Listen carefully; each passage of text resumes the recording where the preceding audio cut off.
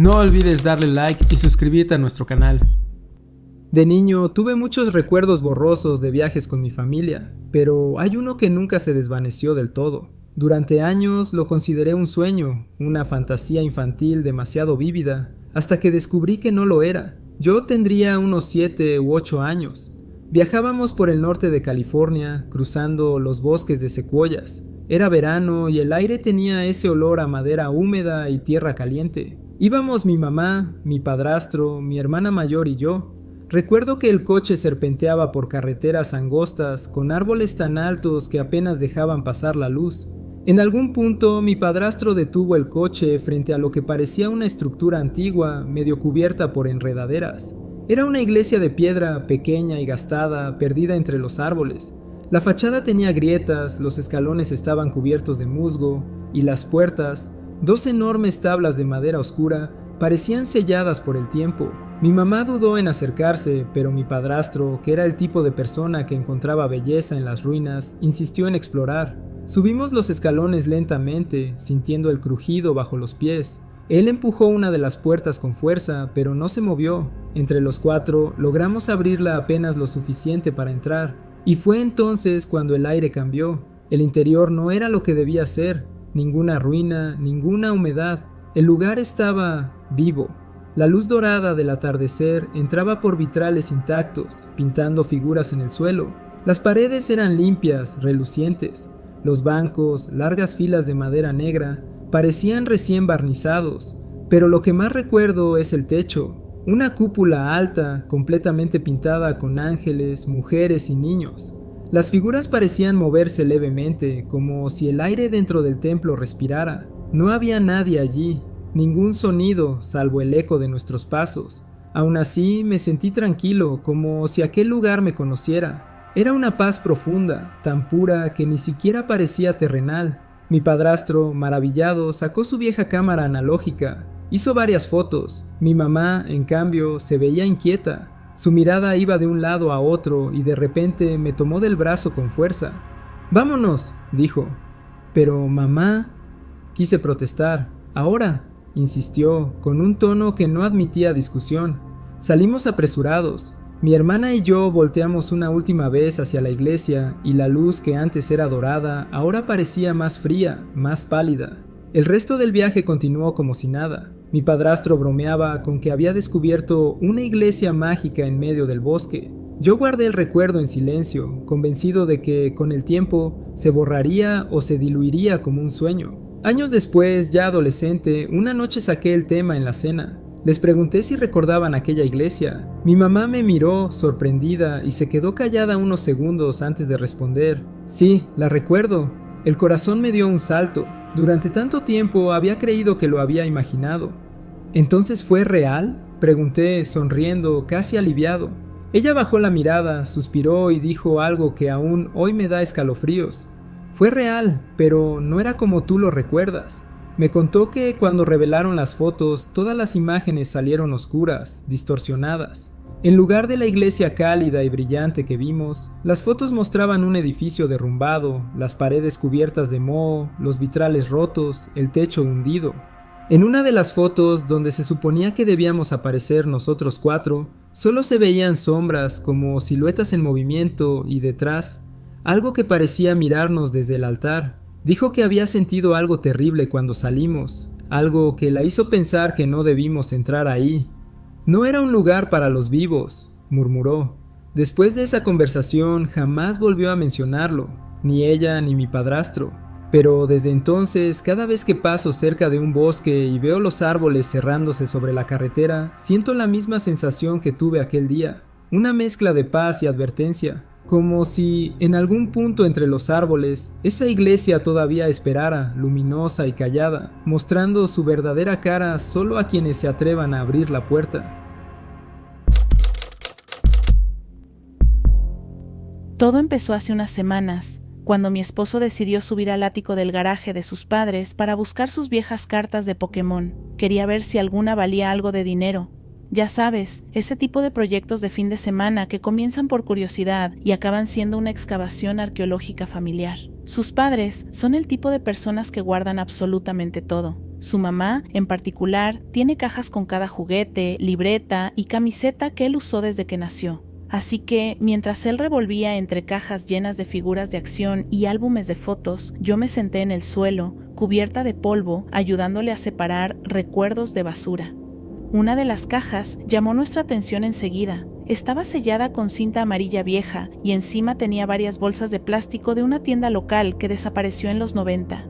El cartón estaba un poco húmedo por los años, pero intacto. Cuando la abrimos, no había juguetes ni fotos, sino una colección completa de cintas VHS. Las etiquetas, escritas con marcador, decían cosas como Navidad 1989, cumpleaños de Ryan 1990, vacaciones en Florida. Parecía una cápsula del tiempo de la infancia de mi esposo. Durante las noches siguientes, después de cenar, empezamos a ver las cintas con sus padres. Era una especie de ritual familiar. Ellos comentaban los muebles, las modas, los autos viejos, y yo me reía viendo a mi esposo de niño, con el mismo gesto que tiene ahora cuando se concentra. Había algo cálido en todo eso, como si me hubieran invitado a asomarme a su pasado. Pero todo cambió una noche. Mi esposo puso una nueva cinta en el reproductor, una sin etiqueta, solo con la palabra 1994, escrita a mano. La imagen se encendió con el clásico ruido estático del VHS, y al estabilizarse, vimos un grupo de adolescentes cantando Happy Birthday en lo que parecía ser una fiesta. Había globos, un pastel, música noventera, y entonces mi corazón dio un vuelco. Era el cumpleaños número 16 de mi prima. Y ahí estaba yo. Al principio pensé que era una coincidencia, que quizá alguien se parecía a mí, pero la cámara se acercó y no había duda.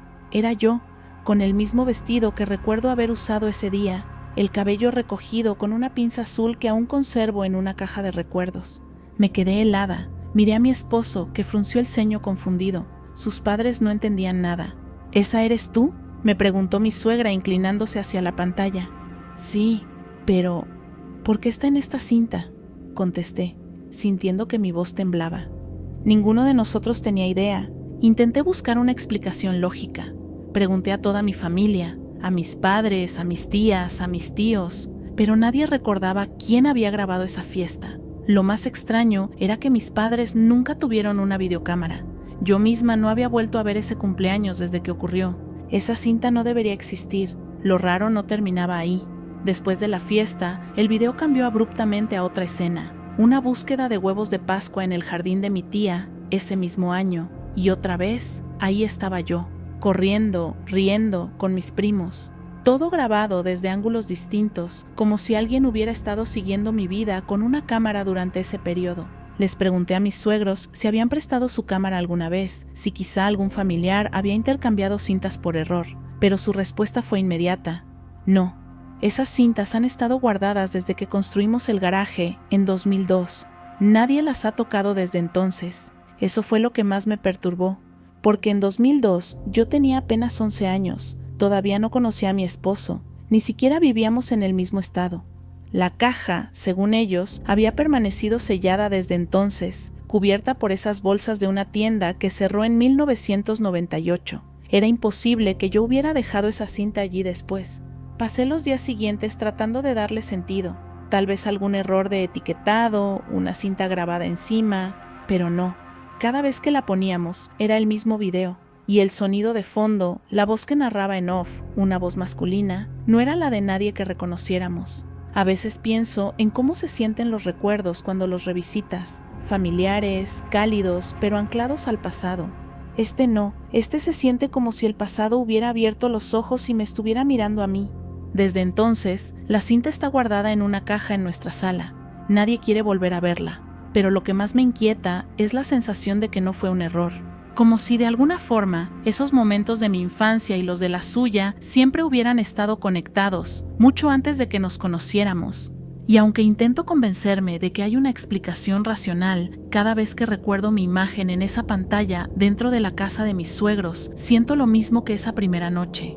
Que alguien, en algún punto del tiempo, decidió grabarnos a los dos, mucho antes de que la historia supiera quiénes éramos.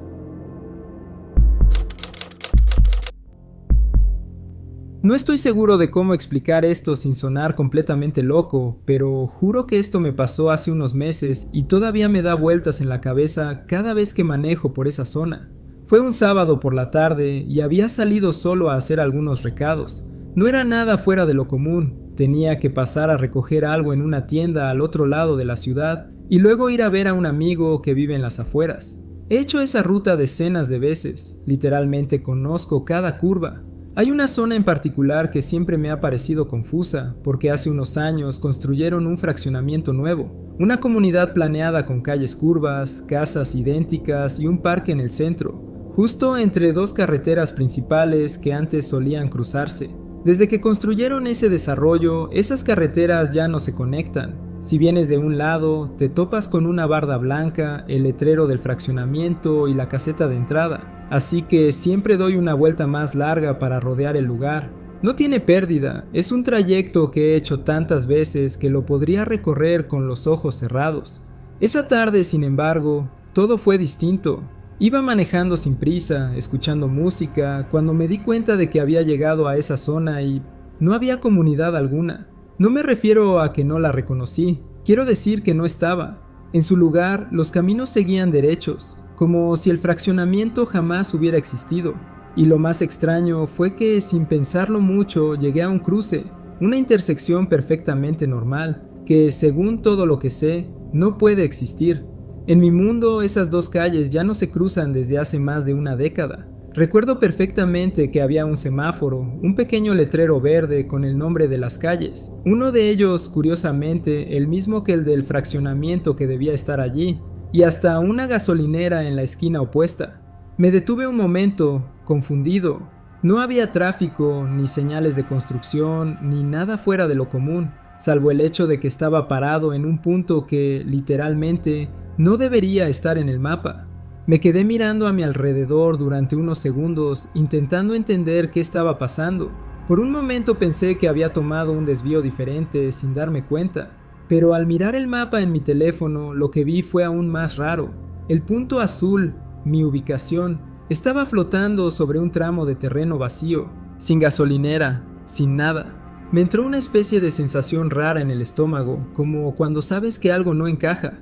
Decidí girar a la izquierda, seguir el camino y ver si reconocía algo, pero tras avanzar unos metros, todo se desvaneció de una forma que no puedo explicar bien. Las calles parecían más oscuras, los letreros borrosos. De pronto estaba saliendo otra vez a la carretera principal, justo antes del punto donde debería estar la entrada del fraccionamiento, y ahí estaba. La caseta, las bardas, las casas idénticas, los jardines recién regados, como si nada hubiera pasado. Me detuve en la orilla y me quedé mirando hacia adentro. Ese cruce que acababa de atravesar, esa intersección imposible, simplemente no existía. Esa noche busqué fotos satelitales de la zona, incluso versiones antiguas en Google Earth, y no encontré nada parecido a esa intersección. Nunca ha estado ahí.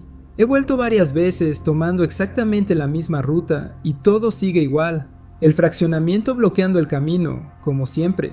Pero no puedo olvidar lo que vi. Esa intersección se sentía tan real, tan sólida, tan normal, que me cuesta creer que la imaginé.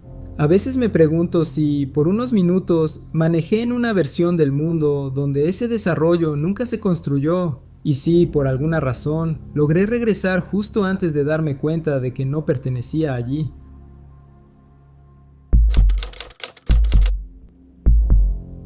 Nunca he sido de esas personas que creen en cosas sobrenaturales o en objetos mágicos, pero lo que pasó hace unos días con un simple collar me tiene completamente desconcertada.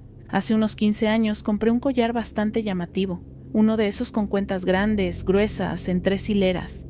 Me acuerdo perfectamente del día que lo vi por primera vez. Estaba en una pequeña boutique de accesorios que ya ni existe, y el collar colgaba de un maniquí cerca del escaparate. Era diferente a todo lo que tenía, con tonos entre cobre y ámbar, pesado pero elegante, casi teatral. Me lo compré sin pensarlo mucho y lo usé solo un par de veces antes de que se rompiera. Las cuentas se soltaron y algunas de las uniones metálicas se abrieron.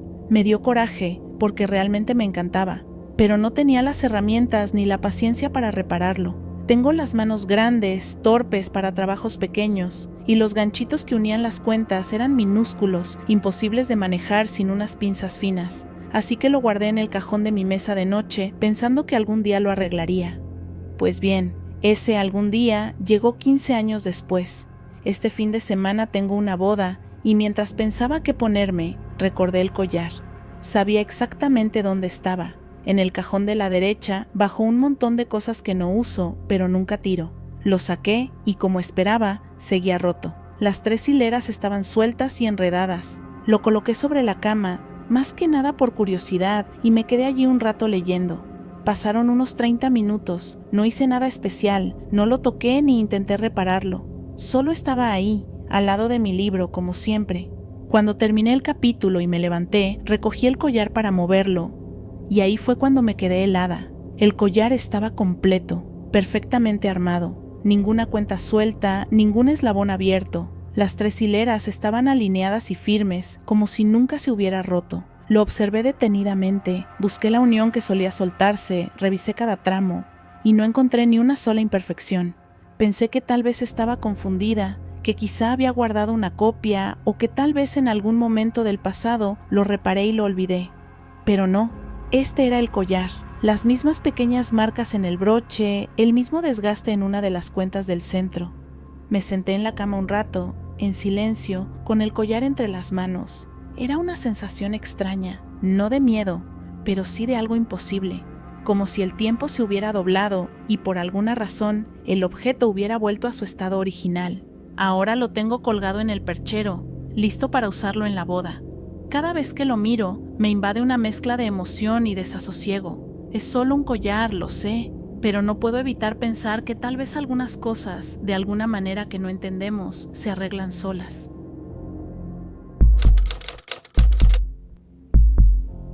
Trabajé un par de años en un hotel en Albuquerque, en el turno de noche. Era tranquilo la mayor parte del tiempo, pero también el más raro.